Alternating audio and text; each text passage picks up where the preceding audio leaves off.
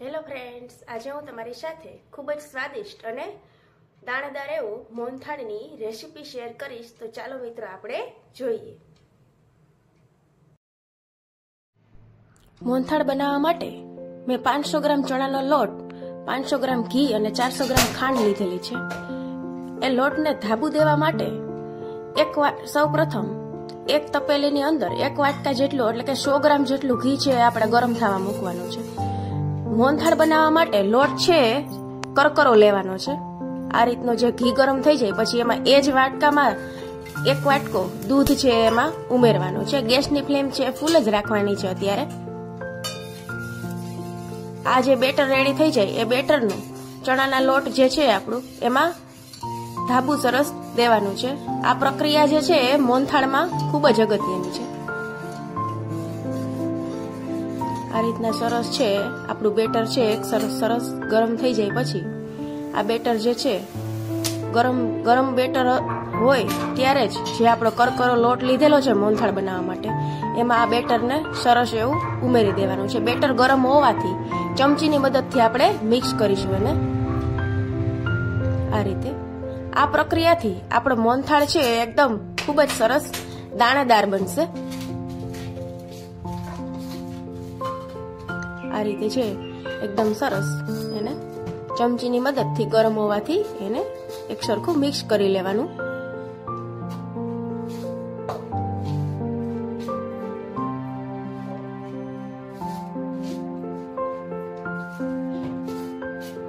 આ રીતનું જે છે સરસ આ 500 ગ્રામ મેં લોટ લીધેલો છે એમાં આ રીતે છે બેટર ઉમેરેલું છે. આ રીતના સરસ મિક્સ થઈ જાય પછી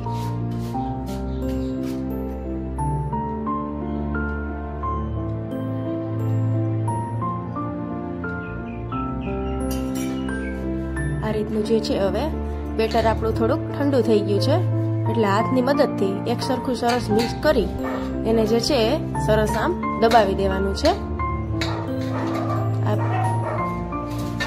આપણા લોટને જે છે સરસ આમ દબાવી અને એની ઉપર છે પ્લેટ છે આપણે ઢાંકી દઈશું અને આ મિક્સચરને આપણે જે છે એ 30 મિનિટ સુધી એમ જ રહેવા દેશું. 30 મિનિટ પછી તમે આ લોટ જોશો તો એકદમ સરસ દાણેદાર જે છે થઈ ગયેલો જોવા મળે છે. આ રીતે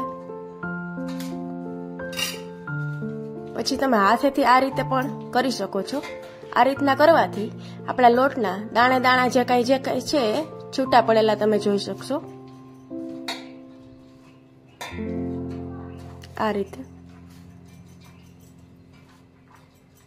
આ પ્રક્રિયા છે ખૂબ જ સરસ અને અગત્યની પ્રક્રિયા છે મોહનથાળ બનાવવા માટે. ત્યારબાદ એક ગેસ ચાલુ કરી એક કડાઈની અંદર 1 વાટકો ઘી છે આપણે ઉમેરવાનું છે. જો આપણે એક સાથે છે ને ઘી ઉમેરવાનું નથી, થોડું કરી અને આમાં ઘી ઉમેરવાનું છે જેમ આપણે લોટ શેકીએ એ રીતે. પેલા આપણે 1 વાટકો જે ઘી છે ધાબુ દેવા માટે એનો ઉપયોગ કર્યો હતો જે 100 ગ્રામ હતું. આ 100 ગ્રામ ઘી છે પાછું ગરમ થાય. આ ગરમ જે થાય એ લોટ આપણે જે તૈયાર કરેલો છે મોહનથાળનો એ શેકવા માટેનો છે. ત્યારે આ ઘી ગરમ કરી અને જે મોહનથાળનો લોટ આપણે તૈયાર કરેલો છે ધાબુ દીધેલો એ આમાં મિક્સ કરવાનો છે. હવે ગેસની ફ્લેમ છે એ સ્લો રાખવાની છે, ફૂલ રાખવાની નથી. આ રીતના સ્લો ગેસે આ મિક્સચરને છે સરસ હલાવવાનું છે.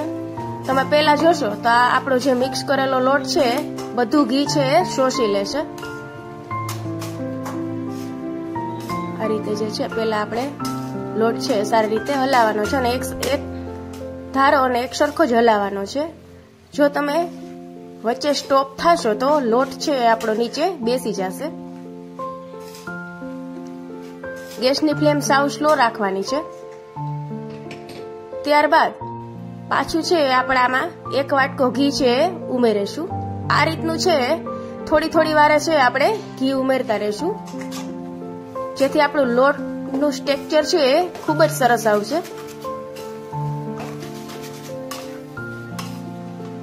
આ રીતનું છે હલાવતા રહીશું. પેલા જે આ લોટ છે બધું ઘી છે ઓબ્ઝર્વ કરી લેશે એની અંદર.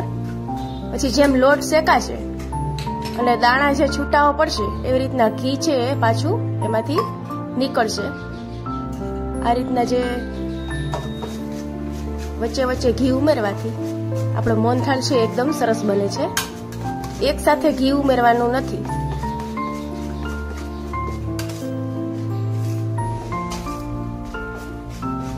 આ રીતનું સરસ છે આપણું લોટ છે સરસ શેકાય છે. જ્યારે લોટ શેકાય છે ત્યારે ખૂબ જ સ્મેલ સરસ આવે છે મોહનથાળની. ફક્ત 500 ગ્રામ જ લોટમાંથી 1 થી 1.5 કિલો જેટલો મોહનથાળ છે રેડી આપણે કરી શકીએ છીએ. તમે જોશો આ લોટ છે ખૂબ જ સરસ. આપણે પાછું છે આપણે થોડુંક ઘી ઉમેરીશું.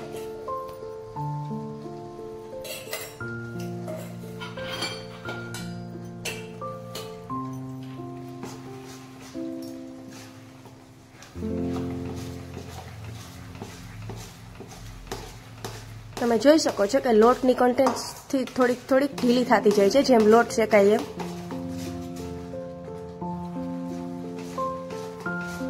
આ રીતના છે એક સરખો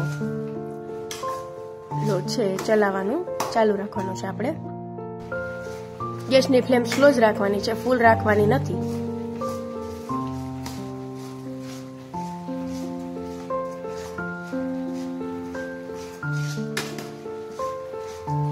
આ રીતના સરસ છે આપણા લોટ છે ધીમે ધીમે થતો પાતળો થતો જાય છે. તમે જોઈ શકો છો જ્યારે આપણે લોટ શેકવાનું ચાલુ કર્યું ત્યારે આપણું બેટર છે કેટલું બધું ઘાટું હતું.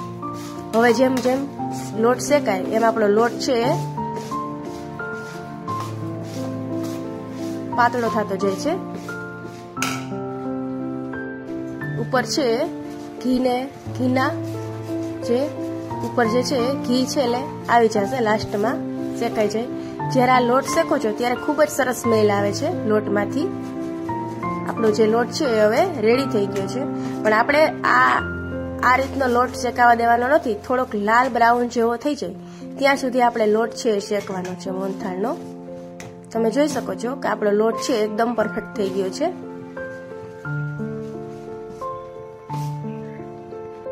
દસક મિનિટ જેવો મેં લોટ છે શેકેલો છે અને તમે જોઈ શકો છો કે આપણો લોટનો કલર જે છે હવે ચેન્જ થતો જાય છે.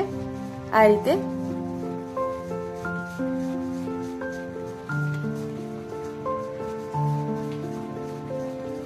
આ રીતના છે આપણો મોહનથાળનો સરસ એવો લોટ છે રેડી થઈ જાય છે. તમે જોઈ શકો છો કે ધીમે ધીમે આપણો જે મોહનથાળના લોટનો કલર છે ચેન્જ થવા લાગ્યો છે. મિત્રો મારી રેસીપી તમને ગમી હોય તો લાઈક કરો, શેર કરો, કોમેન્ટ કરો અને મારા નેક્સ્ટ વિડીયો જોવા માટે યુટ્યુબમાં મારી ચેનલ છે જાનકી દેત્રોજાને સબસ્ક્રાઇબ કરો. લોટ શેકાઈ જાય પછી ગેસ બંધ કરી અને 1 વાટકો છે આપણે દૂધ ઉમેરશું. આ પ્રોસેસ કરવાથી લોટની અંદર મોહનથાળની અંદર એકદમ સરસ જાળી અને એકદમ દાણાદાર થાય છે. તમે જોઈ શકો છો કે આપણો જે મોહનથાળનો લોટ શેકાયેલો છે સરસ રેડી થઈ ગયો છે. હવે આપણે છે ચાસણી બનાવવાની છે. ચાસણી બનાવવા માટે એક કડાઈની અંદર મેં 3 થી 3.5 વાટકા જેટલી ખાંડ લીધેલી છે. જે 400 ગ્રામ છે એનું માપ. 400 ગ્રામ ખાંડ લીધેલી છે. હવે એનું અડધું છે એ પાણી ઉમેરવાનું છે એટલે 1 થી 1.5 વાટકા જેટલું જે આપણે પાણી એમાં ઉમેરીશું. ગેસની ફ્લેમ છે હવે ફૂલ કરશું. એમાં ફૂલ રાખવાની છે શરૂઆતમાં. આ રીતના છે ચાસણી હલાવવાની છે. ખાંડ છે એકદમ સરસ મિક્સ થઈ જાય ત્યાં સુધી આપણે ગેસની ફ્લેમ છે ફૂલ જ રાખવાની છે. ખાંડ ઓગળી જાય ત્યાં સુધી. 5 થી 7 મિનિટમાં છે આપણી ચાસણી રેડી થઈ જાય છે. આ રીતના જે આપણી ખાંડ ઓગળી જાય એટલે જે આ મિક્સર જે છે એ થોડુંક ઘાટું થઈ જાય છે. પછી છે ગેસની ફ્લેમ આપણે થોડીક ધીમી કરી નાખવાની છે. નકર શું થશે કે પાણી બળી જશે. આ રીતના જે છે આપણી ચાસણી છે હવે રેડી થાય છે. ચાસણી રેડી થઈ ગયા નહીં કે જોવા માટે કેવી રીતના કરવું એ આપણે આમાં આજે જોવાનું છે. આ રીતના સતત છે હલાવવાનું છે. 5 થી 7 મિનિટની અંદર આપણી ચાસણી છે એ રેડી થઈ જાય છે.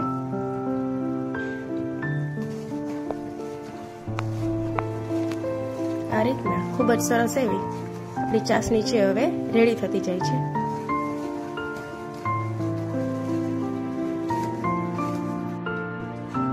હવે છે ચાસણી આપણી આવી ગઈ કે નહીં એ જોવા માટે થોડાક ચાસણીના ટીપા લઈ અને હાથથી આ રીતના તમે જોશો ને તો જાડો તાર થવો જોઈએ. જાડો તાર થાય એટલે આપણી ચાસણી છે એ રેડી થઈ ગઈ છે. જો આ રીતે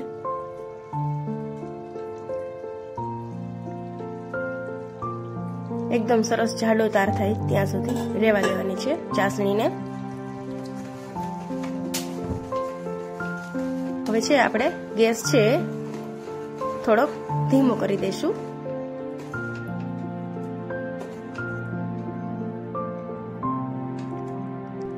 આપણું ચાસણી જે છે થોડીક ઠંડી થઈ જાય પછી જે આપણે લોટ શેકેલો છે મોહનથાળનો એમાં એને આપણે આ ચાસણીને ઉમેરવાની છે. જો આપણો જે લોટ શેકાયેલો હતો એ કડાઈની અંદર આ જે ચાસણી છે એમાં ઉમેરવાની છે.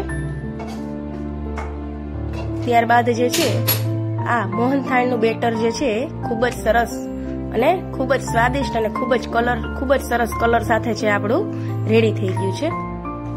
એને આ રીતને સરસ એવો હલાવતા રહેવાનું છે. તમે જોઈ શકો છો મિત્રો આપણા મોહનથાળના બેટરનો કલર જે છે ખૂબ જ સરસ આપણે બહાર જે કંદોઈનો હોય એ જ રીતનો થઈ ગયો છે.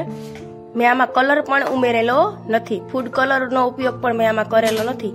એમ છતાંય આપણા મોહનથાળનો કલર છે એ ખૂબ જ સરસ દેખાવ આવે છે. આ રીતના છે બેટરને સારી રીતના મિક્સ કરવાનું છે.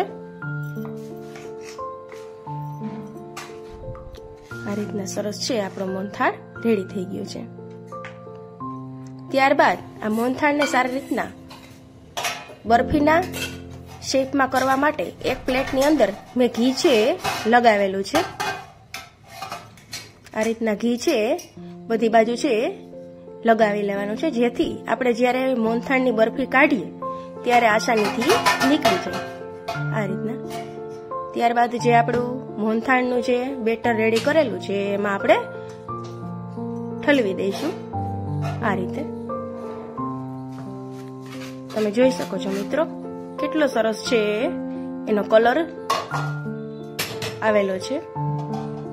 આ રીતના છે હળવા હાથે આપણે થાળીની આજુબાજુ બધે બેટરને છે રેલાવી દઈશું. ઘી બધું છે આપણું સરસ ઉપર આવી જાય છે શરૂઆતમાં, પછી જેમ આ વસ્તુ જે ઠંડી થઈ જાય એવી રીતના ઘી છે એ બધી અંદર જે ચૂસી લે છે. આ રીતનું જે પરફેક્ટ માપ સાથે આપણો મોહનથાળ છે હવે રેડી થતો જાય છે. હળવા હાથે આ રીતે સરસ અંદર પ્રેસ કરી દેવાનું અંદર પ્લેટની અંદર. આને આપણે ફ્રીજમાં રાખવાનો નથી, બહાર જ રાખવાનો છે. ત્યારબાદ એને ગાર્નિશ કરવા માટે મેં અહીંયા ખસખસના બી છે 100 ગ્રામ જેટલા લીધેલા છે. તમે અહીંયા બદામની કાતરી, એલચી કે જાયફળનો ભૂકો પણ લઈ શકો છો. એ બધી વસ્તુ ઓપ્શનલ છે, તમને પસંદ હોય એ રીતના તમે ગાર્નિશ કરી શકો છો. આપણો મોહનથાળ છે એ રેડી થઈ ગયો છે. હવે આ મોહનથાળને 1 થી 2 કલાક માટે એમ જ સ્ટેન્ડ ઉપર ઠરવા મૂકી દેવાનો છે. આ રીતના છે આપણો ઠંડો થઈ ગયેલો છે. જુઓ મિત્રો કેવો સરસ કલર આવ્યો છે ને. હવે ચપ્પુ વડે એના જે છે બરફીના પીસ કરી લેવાના છે.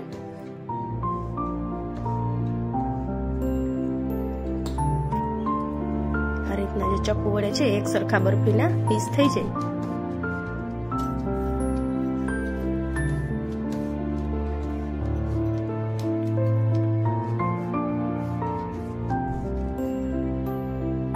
આપણો મોહનથાળ છે ખૂબ જ સરસ રેડી થઈ ગયો છે. જુઓ મિત્રો બરફી જે છે આપણે એક કાઢી અને એને અંદર કેટલી સરસ જાડી અને સોફ્ટ એવો દાણેદાર મોહનથાળ આપણો રેડી થઈ ગયો છે.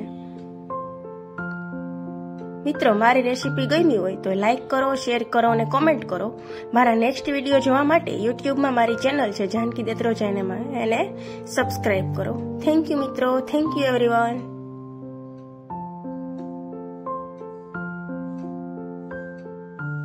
આ આ રીતનો જે આપણો મોહનથાળ છે એ ખૂબ જ સરસ અને ખૂબ જ ઓછા મટીરિયલથી રેડી થઈ ગયો છે।